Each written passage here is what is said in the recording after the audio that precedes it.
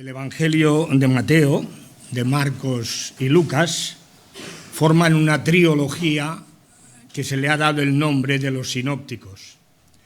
En realidad, cuando los leemos, se llaman sinópticos porque se pueden poner prácticamente sus historias en paralelo, los tres evangelios, y se puede cotejar como aproximadamente y con otras palabras dicen exactamente y cuentan la misma historia. Sin embargo, el evangelista Lucas de cuando en cuando rompe esta norma y, inspirado por el Espíritu Santo, no lo olvidemos, él trastoca los tiempos, no lo narra correlativamente, sino que agrupa toda la historia y su contexto en un círculo cerrado con el fin de que sus lectores entiendan, aprendan y obren en consecuencia con lo que él ha escrito. En realidad, todo este capítulo 22, Lucas ha hecho esto. Ha trastocado los tiempos en los que ha ocurrido todo lo que él relata. ¿Con qué fin? Con el fin que los versículos que ha leído nuestro hermano, que van del 24 al 30, aprendamos lo que significa la verdadera grandeza del siervo de Cristo. Por lo cual yo os voy a rogar que tengáis abiertas vuestras Biblias con el fin de que podáis seguir la lectura de los pasos que voy a hacer al contexto de estos 6 versículos que después reflexionaremos. En el primer versículo del capítulo 22, Lucas dice que se estaba acercando el día de los panes sin levadura, la Pascua. Del 2 al 6, él nos narra el complot que estaba preparándose de los líderes religiosos contra Jesús. Y nos dice también que Judas Iscariote fue a ellos, pactó con ellos y realmente para entregar a Jesús. Del versículo 3 al 13, ya estaban prácticamente, faltaban 2 días para la celebración de la Pascua. Y Jesús les dijo a Pedro y a Juan, 2 de sus más íntimos colaboradores, que fueran a Jerusalén a preparar la Pascua según las instrucciones que él mismo les dio, que Jesús mismo les dio. Del 14 al 16 nos narra las palabras que Jesús, al sentarse a la mesa pascual, expuso como expresión de la profunda aflicción y agonía que estaba sufriendo, porque sabía lo que iba a suceder y lo que iba a sufrir de torturas, humillaciones y otras agresiones hasta su muerte. Cuánto he deseado comer con vosotros esta Pascua, antes de que padezca, porque os digo que no la comeré más, sería la última, hasta que se cumpla en el reino de Dios. Del 17 al 20, estamos terminando ya el contexto, no os preocupéis, del 17 al 20 narra la institución de la Santa Cena. Él, mediante los símbolos del pan y el vino, como símbolo de su cuerpo partido y su sangre derramada en la cruz del Calvario. Pero así, sin ningún otro preámbulo, nos dice que suelta un bombazo el Señor Jesús en medio de la cena. Uno de los que se sienta conmigo me va a entregar. Y también nos cuenta que enseguida empezó una discusión, no como una disputa que ha leído nuestro hermano, que efectivamente también comentaremos ese término. Aquí el evangelista Lucas utiliza un término para decir disputa, porque es en realidad un rifirrafe, acalorado, pero sin grandes preocupaciones, ni grandes acusaciones, ni grandes enfrentamientos. Es aquel que dice, bueno, ¿quién de nosotros es el loco que quiere entregar al maestro? A ver quién es. Como bien sabéis, no se descubriría hasta mucho más tarde. Y finalmente llegamos al versículo 24, que también Lucas no nos deja como aquel que dice respirar. Teniendo este contexto que hemos dicho, el complot, la fiesta de la Pascua, la institución de la Santa Cena, las palabras de Jesús, consideremos por un momento el orgullo y el egoísmo de los discípulos de Cristo. Porque ¿qué ocurrió? Como nos dice Lucas, hubo también entre ellos una disputa. Continuaban en aquel momento a ver quién le iba a entregar a Jesús, no. Lo que les preocupaba en aquel momento era quién de ellos sería el mayor. Algunos comentaristas cuentan, porque Lucas no nos lo dice, y los comentaristas han expuesto algunas hipótesis, que esta discusión podía haber sucedido al principio, cuando iban a entrar al aposento alto, porque las mesas de los judíos para comer estaban en forma de U, y en el centro de esa U había la mesa. Entonces, en la derecha, o sea, si nosotros vemos la U, las dos líneas hacia afuera, en la derecha se sentaba el anfitrión sentado, y a su derecha y a su izquierda los más íntimos colaboradores de él. Si fue así, pues hubo más de un codazo, más de un empujón. Y parece ser que Pedro no fue de los que salió muy bien librado, porque según nos dice Lucas, estaba sentado al otro, enfrente del Señor Jesús, de Juan y de Judas Iscariote. Por lo tanto, si había sucedido así, no había salido muy bien parado. Pero a la luz de lo que Jesús después les va a decir, no importa en qué momento sucedió esta disputa entre ellos, si fue antes, durante o después de haber terminado la cena. El término empleado por Lucas en este momento para decirnos disputa es predisposición a la bronca, al rifirrafe, a la contienda, al tú te callas que yo soy el que manda, y así un momento detrás de otro. Y esta no era la primera vez que ocurría este altercado. Tanto Mateo como Marcos como Lucas nos dicen en dos ocasiones, Jesús había revelado a sus discípulos por segunda vez que iba a ir a Jerusalén, que iba a ser entregado a las autoridades civiles, que iba a sufrir martirio y que moriría, pero que al tercer día resucitaría. Pero en esa segunda no habla de la resurrección. Y ahí se nos dice, Mateo, Marcos y Lucas, que no es la ocasión que está narrando ahora, sino otra anterior, nos dice que ya hubo ese altercado por el camino. Iban camino de Capernaum, y cuando llegaron, Jesús les dijo, ¿qué discutíais por el camino? Y ellos no le contestaron al maestro. Seguramente porque estaban avergonzados, que habían discutido justamente de esto. El maestro se va a ir, el maestro va a desaparecer. ¿Quién de nosotros va a ser el mayor? Y así los tres evangelistas narran este hecho. ¿Quién? Los que habéis trabajado en empresas, habéis tenido jefes, sabéis lo que ocurre en las empresas.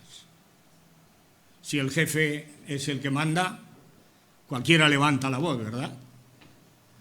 Si se está promoviendo dentro de la empresa un cargo de alguno de los que normalmente están en una sección, pero hay que escoger a un jefe porque el que hay se retira o se marcha a otra empresa, por lo menos los que me han sucedido eso y me han comentado, y yo también lo he visto en mi empresa cuando trabajaba, codazos, zancadillas, comentarios despectivos, con el fin de que el que tengo al lado, ese no levante el pico y yo al final pueda ser el mayor, el que mande. Menuda pandilla tenía el Señor Jesús alrededor de él. Pedro el impulsivo. Es verdad, en algunas cosas hay que reconocer que Pedro es un ejemplo. Era aquel que lideraba la opinión cuando en realidad los demás a lo mejor no se atrevían. Es el que tuvo una revelación, por lo tanto él podía decir, yo he tenido una revelación de que Jesús es el Cristo. Y Jesús testificó que me lo reveló su Padre Celestial. Pero Juan, el autor de uno de los evangelios, y su hermano, Jacobo, menudos pajaritos. Hicieron que su madre, ya no ellos, porque el maestro imponía respeto, mamá, ves, y dile a Jesús a ver si podemos, cuando Él reine, cuando Él venga en su reino, nosotros estemos a la derecha y a la izquierda, los dos ministros. Entre medio de este grupo había un terrorista, esperamos que con Jesús no ejerciera de terrorista, Simón el Celote, que pertenecía a la facción de los fariseos, pero la facción extrema. Aquellos que si podían encontrar a un romano por la noche, que las calles no estaban tan bien iluminadas como ahora, y podían acabar con la vida de él, lo hacían. ¿Y qué vamos a decir de Judas Iscariote? Que ya hemos dicho. Que pronto había quedado en segundo lugar la celebración de la Pascua. Qué poca empatía habían tenido con su maestro, cuando sentado a la mesa él les expuso cómo estaba su espíritu y su ánimo.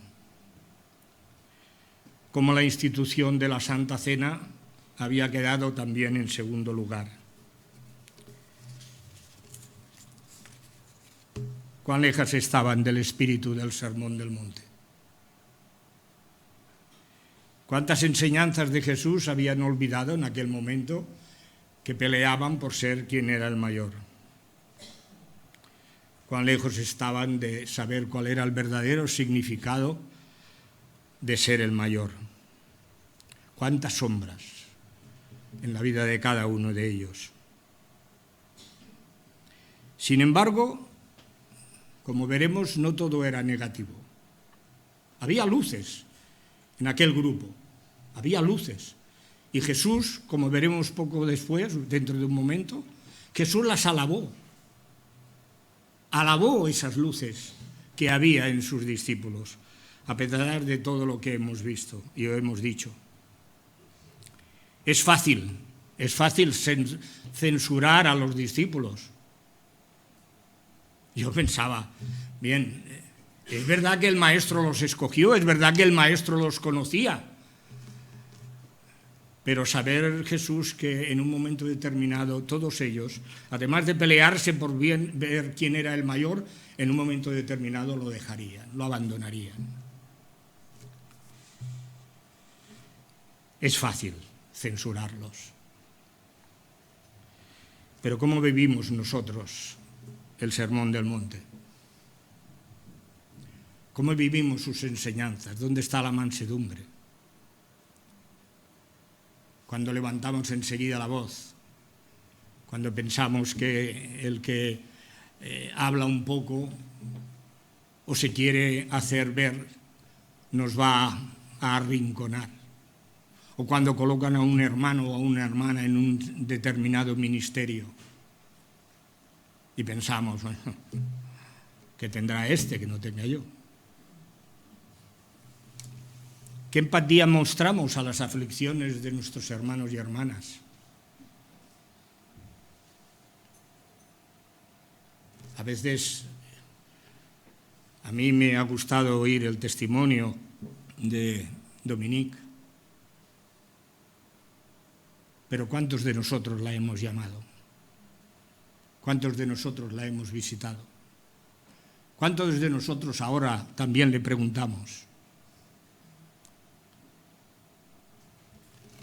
¿Cuántas de las enseñanzas de Jesús atesoramos en nuestro corazón y las ponemos por obra?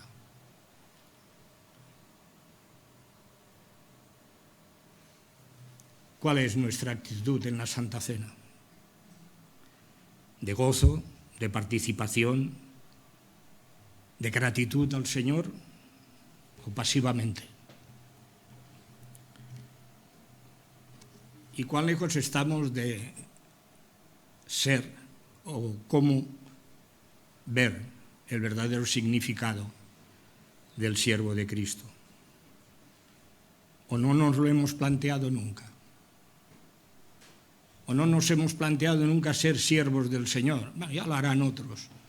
Y hay otros hermanos que son diáconos, y hay otros hermanos que son ancianos, y hay otros hermanos, oye, que predican, hay otros que se cuidan de la emisora, hay otros que cada domingo nos envían las imágenes del culto por el éter. Ya está bien. Yo con tal de ir a la iglesia, oír el mensaje, ya tengo bastante.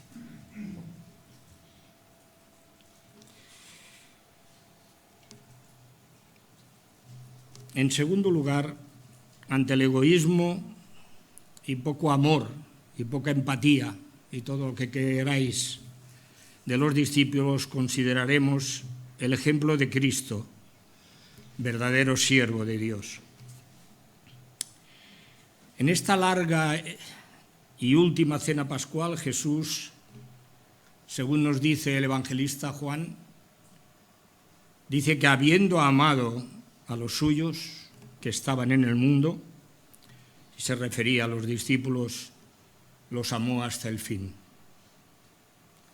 Cuánto amor, cuánta paciencia demostró Jesús al instruir a sus discípulos sobre el verdadero carácter del siervo de Dios. Y él les puso un ejemplo. Los reyes de este mundo se enseñorean de las naciones y sobre ellas tienen autoridad y encima son llamados bienhechores. El término utilizado de enseñorearse es el que tiene potestad, bien porque le viene de herencia de los reyes, de padres a hijos, o bien porque ha sido investido por un parlamento, e incluso aquí en la iglesia, en una reunión de iglesia, se ha escogido a alguien. Y como tiene potestad y como tiene autoridad, tanto en el mundo como en algún momento en la iglesia, pues gobiernan y ejercen gobierno, sí señor. Para eso han sido escogidos muchas veces.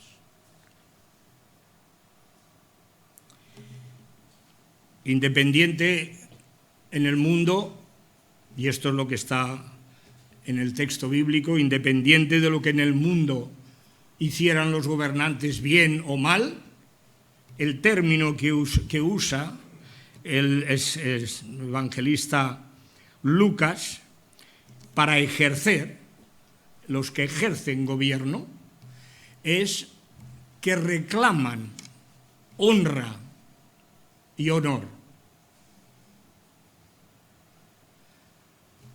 El Imperio Romano en aquel momento, el emperador se había transformado en el sumo pontífice, en el máximo, era adorado como Dios. Cualquier libro de historia que relate aquella época, del siglo I, II o antes de Cristo, y primero y segundo después de Cristo, veremos que ese era el honor que recibían los emperadores romanos. Pero luego había otros gobernantes de menos categoría, por ejemplo, Herodes Agripa. Estaba enfadado con los de Sirio y Tiro, dos ciudades, y entonces, por mediación de un mediador, como se dice hoy en día, le dijeron a los de Tiro, oye, introdúcenos en medio del tribunal cuando hable Herodes, con el fin de que, oye, podamos hacer las paces. Y ya sabéis leyendo el libro de los Hechos de los Apóstoles, lo que ocurrió en aquel tribunal. Hizo una arenga al populacho y el populacho gritó: voz de Dios y no de hombre. Y ya me imagino a Herodes Agripa paseándose por el tribunal. Pero recibió una honra que Dios censuró, como bien sabéis, y a causa de ella murió. Pero tenemos otro, también un gobernador de mucha menos categoría, el gobernador de Cesarea, una ciudad, sí, importante, pero ni mucho menos como Jerusalén. Y Félix, el excelentísimo Félix, le gustaba que le honraran y le recompensaran sus realmente favores. Y como Pablo no quiso sobornarlo pagándole dinero para que lo dejara en libertad, lo mantuvo 2 años en la cárcel, de la tal manera que Pablo finalmente tuvo que recurrir al tribunal de César. Jesús continuó diciéndoles a sus discípulos: mas no así entre vosotros, sino que el mayor entre vosotros sea como el más joven, y el que dirige como el que sirve. El más joven, el que ha llegado en último lugar, el creyente que en realidad hace 24 horas que se ha convertido al Evangelio, aquel creyente que realmente lleva solamente medio año o 1 año y todavía no conoce en amplitud la palabra de Dios. Y Jesús les dice: pues bien, el mayor sea como ese que está aprendiendo, como ese que necesita ayuda. Y el que dirige, el que gobierna, como el que sirve. Eso ya es tocar fondo. Porque la palabra que emplea Lucas es el que sirve a la mesa.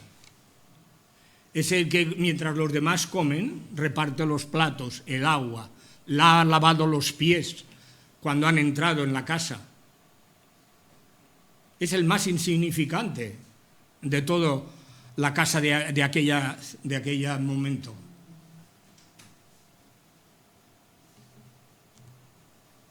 Porque ¿cuál es el mayor?, dijo Jesús. ¿El que se sienta a la mesa, o sea, el que la preside, o el que sirve? Bueno, la respuesta es retórica, nada más tiene una respuesta. La pregunta, perdón, es retórica, nada más tiene una respuesta: el que se sienta a la mesa. Y si me apuráis mucho, incluso los invitados son mayores que el que sirve en la mesa. Yo soy, dijo Jesús, como el que sirve a la mesa. Les había lavado los pies,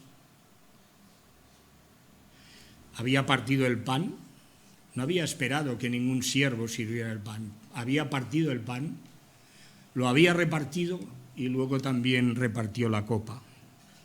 Supremo ejemplo de aquel que en realidad era el Verbo, y el Verbo era con Dios, y el Verbo era Dios, y el que repartía era aquel que todas las cosas habían sido hechas por él, y nada de lo que está hecho hubiera sido hecho. Y aquel que servía las mesas era el Verbo que se había encarnado, que habitó entre los suyos, que vieron su gloria y nosotros la vemos a través de los evangelios. Gloria como del unigénito del Padre, lleno de gracia y de verdad. Gloria que, hermanos, tuvo que renunciar por nosotros para salvarnos, y que él en un momento ya camino de Jerusalén le dijo: Padre, yo te he glorificado ya, ahora glorifícame tú con aquella gloria que tuve antes de la fundación del mundo. Hay pasajes, hermanos, que deberíamos descalzarnos, como se descalzó Moisés ante la voz del Señor en la zarza ardiendo. Porque ahora es cuando vamos a contemplar y contemplamos al unigénito Hijo de Dios, al Mesías, al Jesucristo. aquel que realmente fue profetizado como el siervo sufriente, aquel que es la imagen del Dios invisible, el primogénito de toda la creación, que además agradó al Padre que en él habitase toda la plenitud de la deidad, y por medio de él reconciliar las cosas que están arriba, en el cielo y en la tierra, y que hizo la paz mediante la sangre de su cruz, el cual por ti y por mí no estimó el ser igual a Dios como cosa a que aferrarse, sino que despojándose a sí mismo y tomando forma de siervo, naturaleza humana, realmente dice el texto, y estando en esa condición de ser humano, se humilló hasta a sí mismo, haciéndose obediente hasta la muerte y muerte de cruz. Él no vino para ser servido, sino para servir y dar su vida por ti y por mí. Pero él en su ministerio terrenal fue despreciado, desechado, fue varón de dolores, experimentado en quebranto, y como los suyos en su tiempo y nosotros muchas veces, antes de haber entregado nuestra vida a él, escondimos de él nuestro rostro, fue menospreciado y no lo estimamos. Él llevó nuestras enfermedades, sufrió nuestros dolores, se le tuvo por herido y azotado por Dios y abatido, mas él fue herido por nuestras rebeliones, molido por nuestros pecados, y el castigo de nuestra paz fue sobre él, y por su llaga fuimos nosotros curados.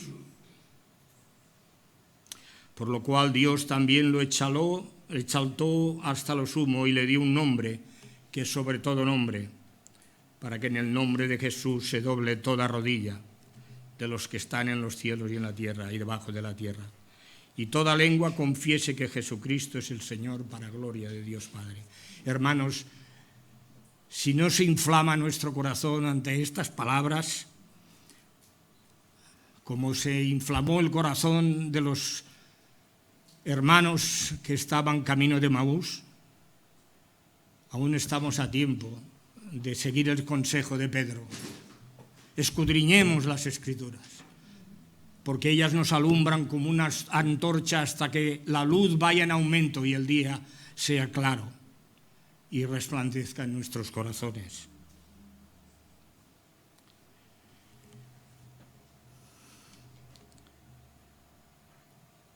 Como veréis, aquí no hay preguntas. El ejemplo de Cristo es perfecto. No podemos igualarnos. Aunque hiciéramos todo lo que nos manda el Maestro a la perfección, seguiríamos siendo siervos inútiles. ¿Para qué empujar? ¿Para qué menospreciar? ¿Para qué enzarzarnos en discusiones necias y que no llevan a ningún lado? Doy gracias a Dios que en esta iglesia reina el amor, la paz, la concordia. Y ya lo hemos visto en el vídeo. Al principio, cuando entrábamos, comentaba con Carlos que realmente se lo habían pasado muy bien los que estuvieron en el retiro. Yo lamenté no estar, pero todavía mi ánimo, como bien sabéis, no está todavía sentado para poder estar en un lugar donde estuve con mi esposa. Consideremos, en último lugar, la verdadera grandeza del siervo de Cristo. Y aquí veremos las luces de aquella pandilla que rodeaba a Jesús. Aquí veremos las luces que Cristo avaló. Vosotros, versículo 28, vosotros sois los que habéis estado conmigo en mis pruebas. Vosotros. Ellos habían escogido el buen camino, con todos sus defectos, con todos sus pecados, con todos sus claroscuros, pero ellos habían permanecido con Jesús no cuando todo era gozo, cuando todo era alegría, cuando estaban en las bodas de Canaán o cuando andaban en los retiros en soledad oyendo al Maestro, o como Juan, Pedro y Jacobo en el monte de la Transfiguración. No, habían estado en todas sus pruebas, cuando era humillado Jesús, cuando sus propios ciudadanos lo echaron de la ciudad, cuando los gergeseos lo echaron porque se les había arruinado el negocio al haber curado a un endemoniado y los demonios haber ido a un hato de cerdos que se precipitó al mar. Márchate de aquí porque nos arruinas el negocio y nos empobrecemos. O cuando el principal de una sinagoga se enojó porque Jesús había sanado a una mujer que llevaba muchos años encorvada en día de sábado. Venid cualquier día de la semana, les dijo. Venid, hay 6 días a la semana para curar y hacer lo que queráis, pero el día de reposo que no se cure. Los discípulos habían estado junto a Jesús, estaban en el buen camino, habían hecho la buena decisión desde el día que Jesús los llamó a seguirle. Pero también seguían y debían seguir creyendo sus promesas. Yo pues, es una promesa de Jesús a sus discípulos, yo pues os asigno un reino como mi Padre me lo asignó a mí. Dice, y en ese reino os sentaréis a mi mesa y comeréis y beberéis. Y además os sentaréis en tronos y juzgaréis a Israel. Vaya honor con aquellos que por poco más arman un altercado en medio de una cena que recordaba la liberación de la esclavitud de Egipto. En Oriente Medio es costumbre de que cuando uno es sentado a la mesa del señor de la casa, y lógicamente el rey, eso es un honor. Es un honor grande, porque uno está en comunión con el rey, está en gozo, en alegría y participa de esa realmente deferencia y honor que le hace el rey. Pero si además de comer en la mesa del rey, recordad aquel rey de Israel que fue llevado a la cautividad y que después de muchos años de estar en cautiverio, uno de los emperadores babilónicos lo levantó, lo sacó de la prisión y lo sentó a su mesa. Le dio de comer hasta el fin de sus días. Lo levantó, le dio un honor. Pero si además de estar en una mesa con el rey, cuando el rey juzga las cuestiones de Estado, está sentado también en trono, eso es una doble honor y un doble realmente honra. Jesucristo se comprometió con sus discípulos y es el único que cumple sus promesas, a darles un trono.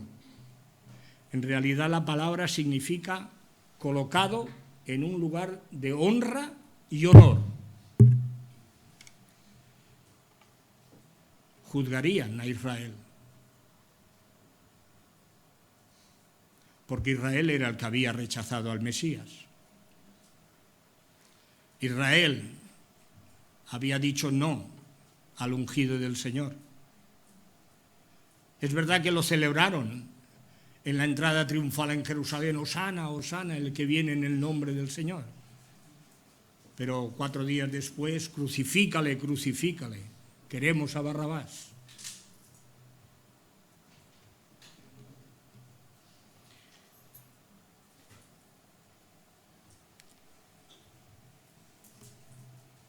Esta extensión de tener un reino, o sea, honor y honra, y además hacer juicio, a pesar de que Pablo no es muy explícito cuando explica esto, o cuando dice estas palabras, seguramente porque ya lo había explicado más ampliamente y que en aquel momento en su carta en realidad solamente puso unas pequeñas menciones.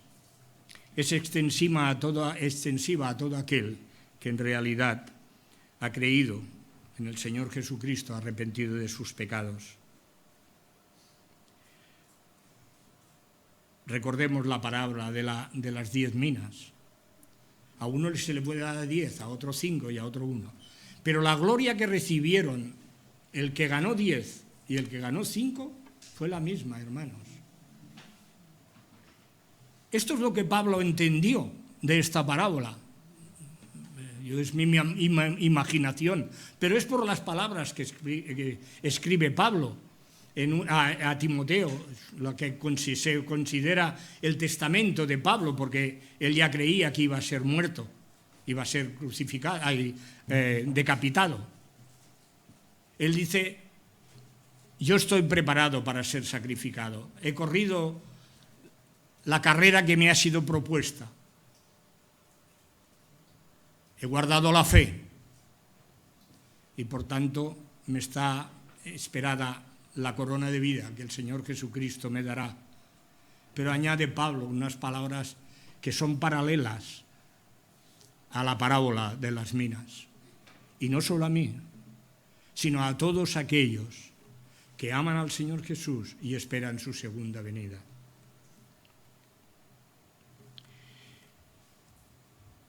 Él escribió en Corintios, en primera epístola: ¿no sabéis que hemos de juzgar al mundo? No juzgaremos tú y yo sentaditos en tronos. Nosotros formamos parte de la Iglesia Universal. Y ya, con pocas palabras, la Iglesia Universal es la esposa de Cristo, la Iglesia. Y la Iglesia un día será presentada sin arruga y sin mancha.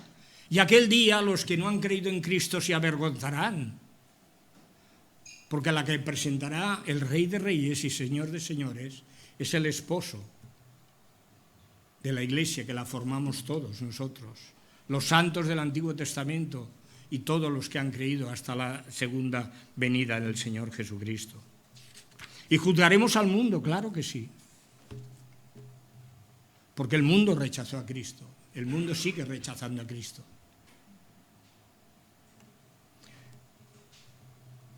Sin embargo, hermanos, la verdadera grandeza de servir a Cristo no es que un día nosotros estemos sentados a la mesa del Señor Jesús, que seamos honrados y glorificados por Él, que comamos y participamos de esa cena pascual que Jesús, en la institución de la Santa Cena, hizo mención. La verdadera grandeza del siervo de Cristo es tener el mismo espíritu, el mismo sentir que hubo en Cristo Jesús y que Pablo tan magistralmente escribió en Filipenses y que hemos mencionado hace un momento. El que era igual a Dios no tuvo como a cosa que aferrarse.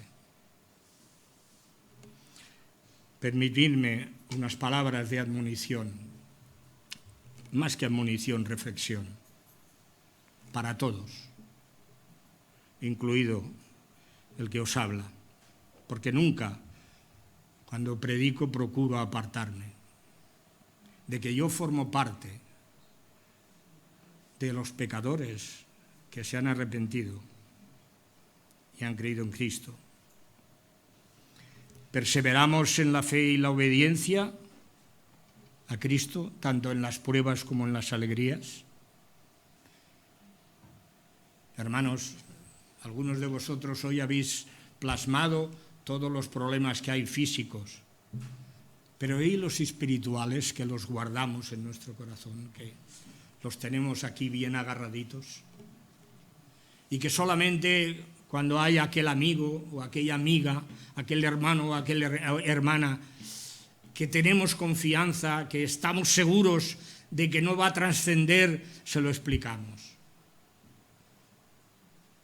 Cosas que los esposos no nos atrevemos a contar a nuestras esposas, o que las esposas no se atreven a contar a los maridos. cosas que no nos atrevemos a exponer en medio de un culto o una reunión de oración en la iglesia, porque, hermanos, nuestro nivel de espiritual sería rebajado. Los hermanos dirían, madre mía. ¿Tenemos un mismo sentir todos en la extensión del Evangelio? Nuestro amor los unos por los otros es igual que el que Cristo, con Cristo nos amó. No sé si lo he pensado yo o en realidad lo oí a alguien predicando. No agüemos, no echemos agua al amor. Porque el amor que tenemos, hermanos, no es el amor natural de hombre o mujer. No estoy hablando de matrimonio, ¿eh? No es el que le pueda tener yo al amigo o al vecino. El amor que tenemos como creyentes es un amor que ha sido derramado por el Espíritu Santo en nuestros corazones. Forma parte de la nueva criatura que Dios ha hecho en nosotros, nos ha dado. Y hermanos, no podemos, no amándonos los unos a los otros, como tenemos que amarnos, echar agua, aguar ese amor. Es como aquel que cuando en época de guerra se echaba agua al café para alargarlo. No hagamos nada por ambición o vanagloria, sino con humildad. Considera al que tienes al lado, detrás o delante como mejor que tú. Considerémoslo. Y hermanos, cuidémonos los unos a los otros. A pesar de que cuidemos de nuestras cosas, también cuidemos las de los hermanos. Es imperdonable, y no creo que hasta este momento, en estos momentos, en nuestra iglesia ocurra, pero es imperdonable que un hermano pase hambre, no pueda pagar el alquiler porque ha quedado sin trabajo, o esté pasando alguna otra penuria, y no seamos solamente nada más que capaces de orar, y como dice Santiago, casi Santiago lo dice, darle un golpecito en la espalda y que Dios te ayude, hermano. No.